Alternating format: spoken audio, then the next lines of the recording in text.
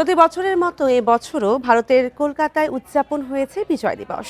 দিনটি উদযাপন করছে ভারতীয় সেনাবাহিনীর পূর্বাঞ্চলীয় সদর দপ্তর। মঙ্গলবার সকালে কলকাতার ফোর্ট উইলিয়ামে মূল অনুষ্ঠান আয়োজন করা হয়। এতে যোগ দেন বাংলাদেশ থেকে যাওয়া ৮ জন বীর মুক্তিযোদ্ধা ও ২ সেনা কর্মকর্তাদের প্রতিনিধি দল। মুক্তিযুদ্ধে শহীদ বীরদের স্মৃতির প্রতি ফুল দিয়ে শ্রদ্ধা জানান তারা।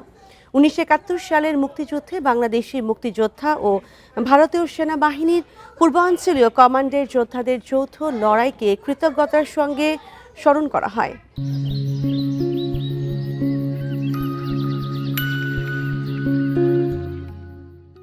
৪ দিন ধরে চলবে এই আয়োজন। এছাড়া দিল্লির বাংলাদেশ হাইকমিশন, কলকাতার বাংলাদেশ উপ হাইকমিশন, ত্রিপুরা ও গৌহাটির বাংলাদেশ অ্যাসিস্ট্যান্ট হাইকমিশন নানা কর্মসূচির মধ্য দিয়ে বিজয় দিবস উদযাপন করছে।